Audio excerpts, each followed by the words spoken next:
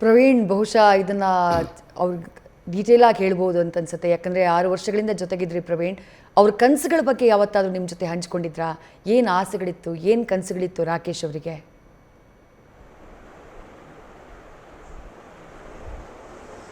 ಕನಸು ಅಂದರೆ ಒಂದು ಮೊದಲನೇದಾಗಿ ಇದ್ದಿದ್ದೇ ಸದಾನಂದ ಅವರು ಹೇಳಿದಾಗ ಅವ್ರ ತಂಗಿ ಮದುವೆನ ಗ್ರ್ಯಾಂಡಾಗಿ ಮಾಡಬೇಕು ಅಂತ. ಯಾವತ್ತಿದೇ ರೀತಿ ಫಂಕ್ಷನ್ಗೆ ಅಟೆಂಡ್ ಆಗೋದು, ಮೆಹಂದಿ ಎಲ್ಲ ಹೋಗ್ತಿರುವಾಗ ನಾನು ಹೇಳ್ತಾಯಿದ್ದೆ ಎಲ್ಲದಕ್ಕೂ ಹೋಗ್ತಿಲ್ಲ ಯಾಕೆ ಮಾರೆ ಅಂದಿದ್ದಕ್ಕೆ, ನನ್ನ ತಂಗಿ ಮದುವೆ ಮೆಹಂದಿಗೆ ನಾನು ಜಾಸ್ತಿ ದುಡ್ಡು ಖರ್ಚು ಮಾಡ್ತೀನಿ, ಎಲ್ಲರೂ ಸೇರಬೇಕು, ಸೊ ನಾನು ಇವಾಗ ಹೋದರೆ ಅವರು ಎಲ್ಲ ಬರ್ತಾರೆ ಅಂತ ಹೇಳ್ತಾ ಇದ್ದ. ತಮಾಷೆಗೆ ಹೇಳ್ತಾ ಇದ್ದ, ಸೀರಿಯಸ್ನೆಸ್ ಅನ್ನೋದು ಇರಲಿಲ್ಲ. ಯಾಕಂದರೆ ಅವನ ದುಃಖನ ಯಾವತ್ತೂ ಹೇಳ್ಕೊಂಡೇ ಇಲ್ಲ. ಇನ್ನೂ ಹೇಳ್ಬೇಕಾದ್ರೆ ಅವ್ನು ಹತ್ತಿರೋದು ನೋಡಿದ್ದು ನಾನು ಒಬ್ಬನೇ ಅನಿಸುತ್ತೆ. ಒಂದು ಸಲ ಹತ್ತಿದ್ದ ಅವ್ನು ಸಪ್ರೇಟಾಗಿ ಕೂತ್ಕೊಂಡು ಯಾರಿಗೂ ಗೊತ್ತಾಗಬಾರ್ದಂತೆ, ಬಟ್ ಅದು ನಂಗೆ ಗೊತ್ತಾಯಿತು. ಸೊ ಅದೊಂದು ಕನಸಿತ್ತು. ಅದಾದಮೇಲೆ ಅಮ್ಮನ ಚೆನ್ನಾಗಿ ನೋಡ್ಕೋಬೇಕು ಅಂತ. 34 ವರ್ಷ ಆಯ್ತು ಮದುವೆ ಆಗು ಅಂದರೆ, ಮದುವೆ ಆಗೋಕ್ಕೆ ಹೆಣ್ಣು ಸಿಗಲ್ಲ ಅಥವಾ ದುಡ್ಡಿಲ್ಲ, ಸೆಟಲ್ ಆಗಿಲ್ಲ ಅನ್ನೋ ರೀಸನ್ ಕೊಡ್ತಾನೆ ಇರಲಿಲ್ಲ ಅವರು. ಮದುವೆ ಆದರೆ ನನ್ನ ತಾಯಿನ ಚೆನ್ನಾಗಿ ನೋಡ್ಕೋತಾರೋ ಇಲ್ವೋ, ಬಂದವ್ರು ಹೇಗಿರ್ತಾರೋ ಇಲ್ವೋ ಅಂತ ಗೊತ್ತಿಲ್ಲ. ಇಲ್ಲ ಕಣೋ ಚೆನ್ನಾಗಿರ್ತಾರೆ, ಚೆನ್ನಾಗಿ ನೋಡ್ಕೋತಾರೆ ಅಂದರೆ ಪರವಾಗಿಲ್ಲ, ನಾನು ಇವಾಗಲೇ ಚೆನ್ನಾಗಿ ನೋಡ್ಕೋತಿದ್ದೀನಲ್ವ, ಅಕಸ್ಮಾತ್ ಅಂಥವ್ರು ಏನಾದರೂ ಸಿಕ್ಕಿದ್ರೆ ಅಂತ ಅದ್ರ ಬಗ್ಗೆ ಮಾತಾಡಿದ್ರೆ ಉರಿದು ಬೀಳೋನು.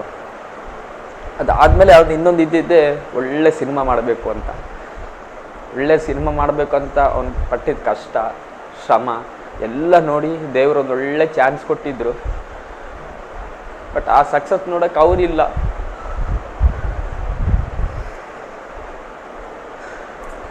ಇರಬೇಕಿತ್ತು ಅವನು ಅಟ್ಲೀಸ್ಟ್ ಆ ಸಕ್ಸಸ್ ನೋಡಿ ಹೋಗಿದ್ರೆ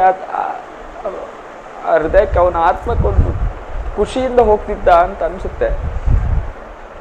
ಆದಮೇಲೆ ಫ್ಯಾಮಿಲಿ ವಿಷಯಕ್ಕೆ ಬಂದರೂ ಅಷ್ಟೇ.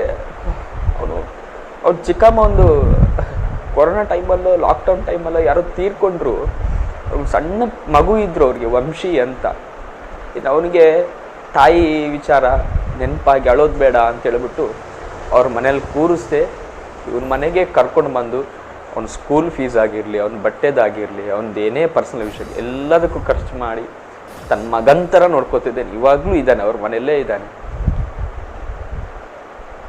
ಅವ್ರು ಇಷ್ಟಪಡ್ತಿರೋ ಜನ ಇಲ್ಲ, ಎಲ್ಲರೂ ಇಷ್ಟಪಡ್ತಾನೆ, ಎಲ್ಲರೂ ಬೇಕು.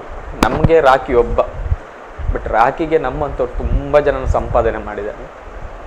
ನಾನು ಆವಾಗಲೇ ನೆನ್ನೆ ಹೇಳಿದೆ, ನಮಗೆ ಸಿಕ್ಕಿದವ್ರು ನಮ್ಮನ್ನೆಲ್ಲ ಪರಿಚಯ ಮಾಡಿಸ್ತಾ, ಒಳ್ಳೆ ಮನಸ್ಸುಗಳನ್ನು ಪರಿಚಯ ಮಾಡಿಸ್ತಾ, ನನಗೆ ನಿಮಗೂ ಮಾಡಿಸ್ತಾ.